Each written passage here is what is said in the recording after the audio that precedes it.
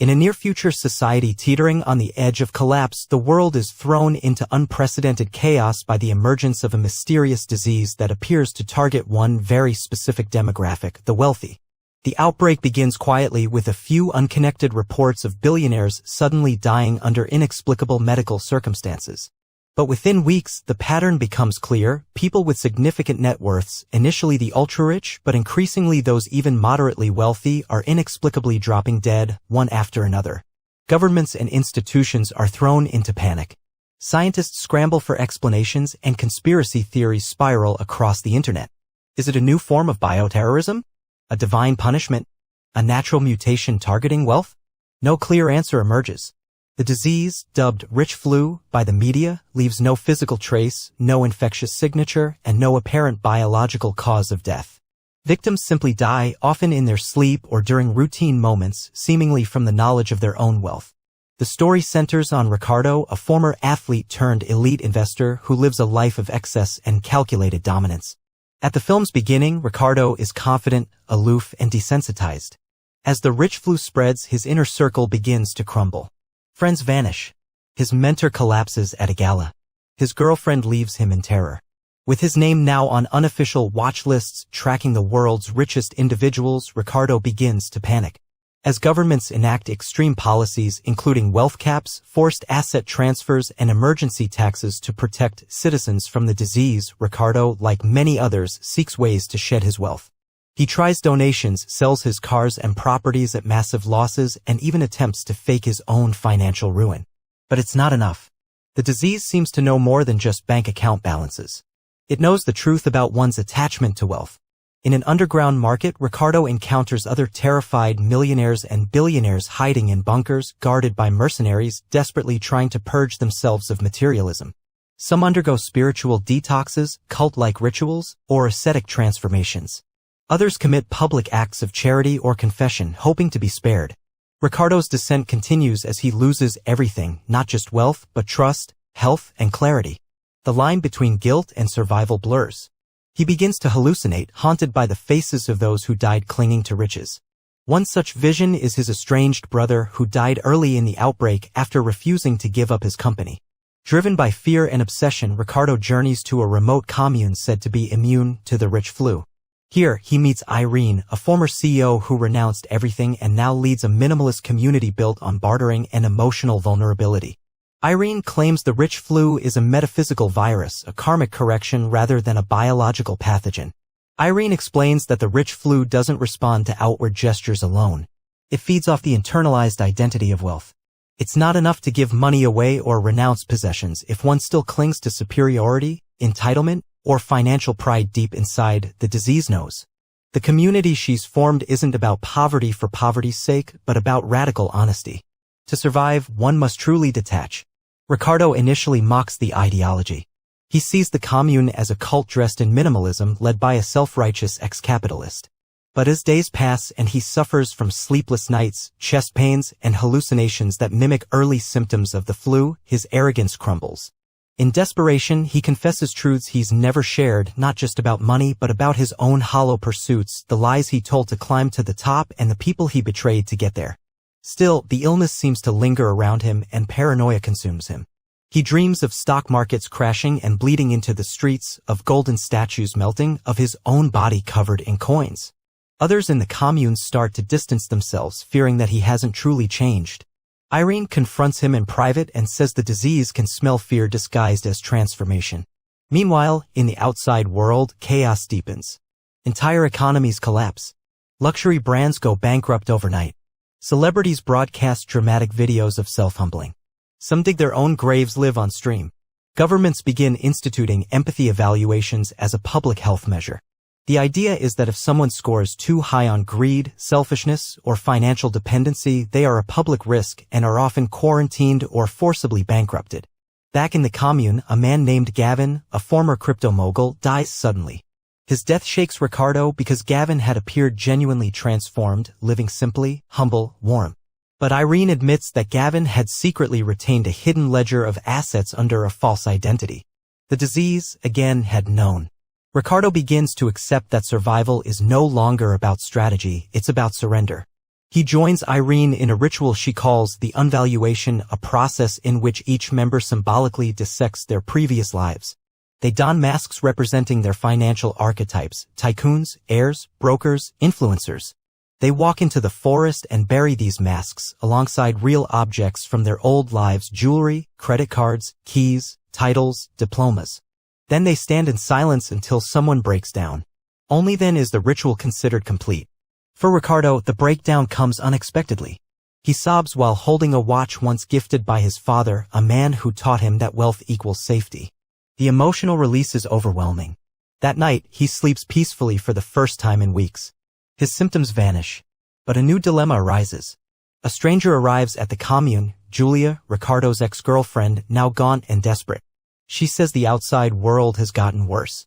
Bounty programs are now active. If someone reports a wealthy person hiding funds, they receive immunity and protection. Julia begs Ricardo to leave with her. She says governments are recruiting ex-wealthy survivors to consult on behavioral reform programs. She offers him a chance at purpose if they go back together. Irene warns him, returning to the world even to do good is dangerous. You'll be surrounded by money again. Maybe not yours, but its energy. It's pressure. But Ricardo is tempted. He believes maybe now, after everything, he can face the system without falling into it. They leave together. Part 3: Re-entry into the diseased world. Estimated word count so far, 2,500. Ricardo and Julia re-enter the city under assumed identities. They are brought into a shadowy task force run by a coalition of governments and NGOs. The mission: develop a psychological vaccine, a way to prevent susceptibility to the rich flu by training people out of materialistic instincts. The program is controversial, experimental, and ethically murky. Techniques include sensory deprivation, empathy simulation, and controlled exposure to luxury stimuli followed by trauma triggers. In essence, they are trying to inoculate people against wealth addiction. Ricardo serves as both consultant and subject. He allows himself to be hooked to machines that read neural patterns while watching footage of his former life. When he shows pleasure or longing, he's punished with electroshocks or isolation. Over time, he becomes emotionally flat toward material symbols, but at a cost. His sense of self erodes. Julia begins to worry. He becomes robotic, speaking in clipped affirmations, almost cult-like in his disconnection. One day, Ricardo is brought in to evaluate a wealth criminal, a tech executive caught with undisclosed assets in a luxury bunker. The man begs for mercy, claims he's terrified, that he's not greedy, just afraid. Ricardo coldly recommends containment. Julia watches, horrified. You're becoming exactly what the disease wants, she tells him. A machine without want is still not a human. But Ricardo now believes the rich flu is a kind of judgment, not evil, not random, but a mirror. He says, we were never meant to live so far above others. The flu is evolution correcting a flaw. Julia tells him he's gone too far. A schism grows between them. Julia escapes the facility, fleeing back to the commune. Ricardo, left alone, begins experiencing new symptoms: dizziness, blackouts, phantom sounds of coin drops. Despite all his supposed healing, something inside him remains infected. The truth is revealed: Ricardo never fully let go. His name was tied to a trust fund in an offshore account which had never been liquidated. He hadn't even known about it. It was set up by his father years ago. But the disease knew. That secret, unacknowledged wealth, buried in the legal dark, was enough. The virus flares. Ricardo collapses in a lab hallway.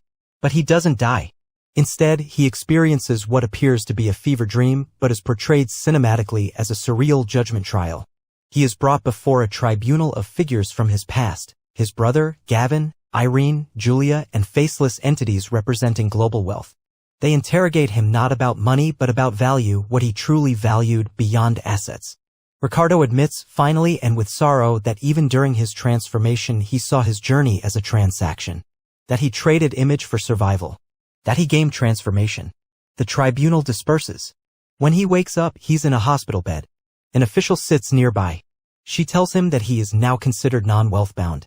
His public and hidden accounts have been zeroed. He's free. But Ricardo doesn't celebrate. He stares at the wall, hollow. Julia returns. She looks at him with a mix of pity and admiration. You survived, she says. He whispers, I don't know who I am. As the world reels from the societal aftershocks of the rich flu, a strange form of stability begins to emerge, not from governments, but from grassroots systems built by those who survived. Wealth as a concept is no longer sacred. Former banks are repurposed into community centers.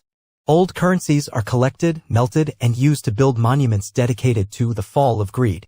International financial markets become nearly obsolete. Trade, labor, and service become the foundation of the new global economy. Ricardo, though medically cleared, is not the same man. He wanders anonymously through the cities, now vastly changed. He walks through once opulent streets that are now dotted with food gardens and communal living quarters. He visits places that used to symbolize his identity, the gym where he trained, the tower he once owned, the club where he met Julia, all now unrecognizable, transformed, or abandoned. He sees former elites living modest lives. Some sweep streets. Others teach basic skills in public squares. There are no private jets, no branded watches, no security entourages. No one dares to flaunt.